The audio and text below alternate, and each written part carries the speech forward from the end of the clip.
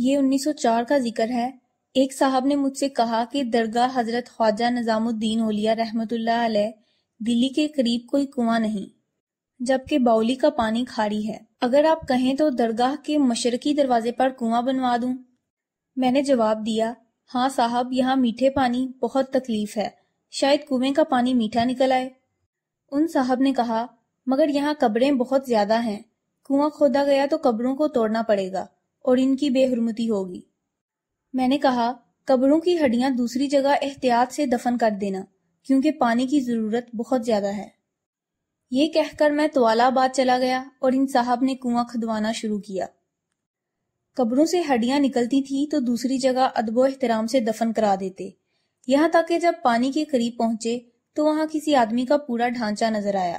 سب کو حیرت ہوئی کہ بلائی قبروں کی ہڈیاں ٹوٹی ہوئی تھی، مگر اتنی گہری جگہ میں یہ پورے آدمی کا ڈھانچہ کیوں کہ باقی رہا، اور اتنی گہری قبریں کس نے بنائیں؟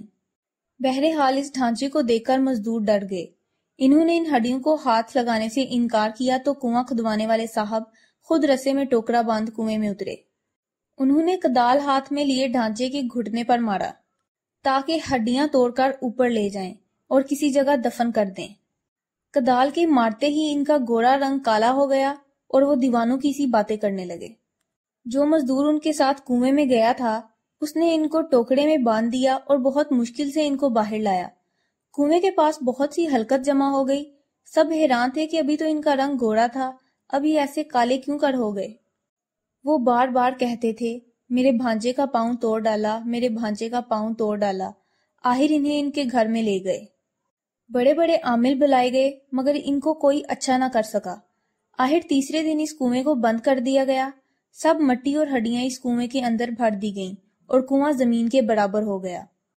تب ان صاحب کا رنگ بھی ٹھیک ہو گیا اور دماغ کی خرابی بھی درست ہو گئی۔ میں الہ آباد کے سفر سے واپس آیا تو میری بیوی نے سارا قصہ مجھے سنایا۔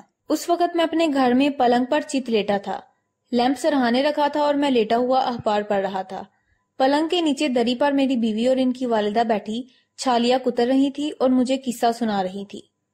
میں پلنگ پر اٹھ کر بیٹھ گیا اور میں نے اپنی بیوی سے پوچھا، تم سمجھی وہ کالے کیوں ہوئے اور دیوانے کیوں ہو گئے؟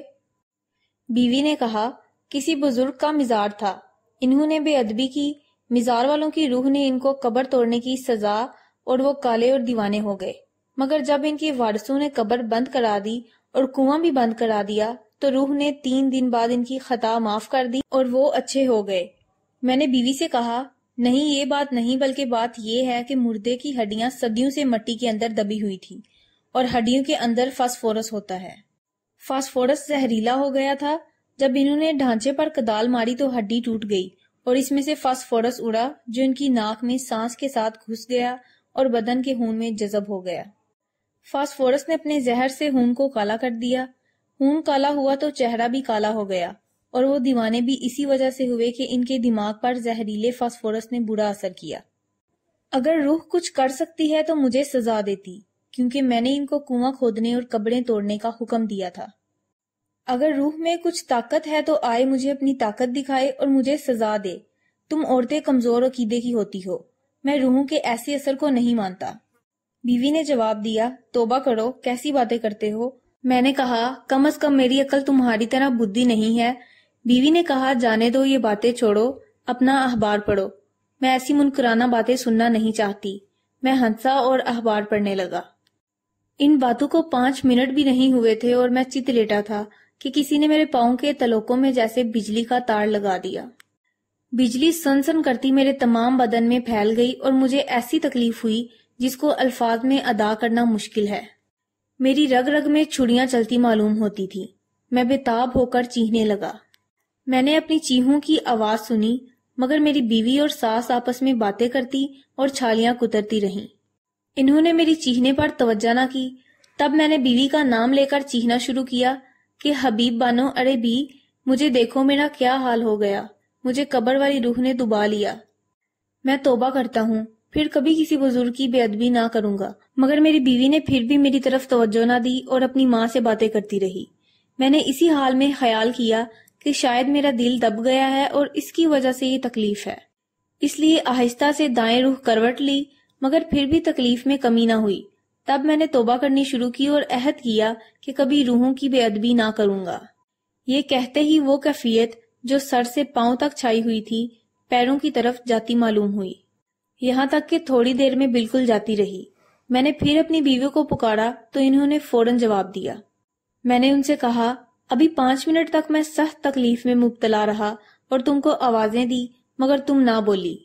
بیوی نے کہا، تم تو سو گئے تھے اور اخبار تمہارے ہاتھ سے گر پڑا تھا۔ میں نے کہا، کیا تم دونوں فلاں فلاں باتیں نہ کر رہی تھی؟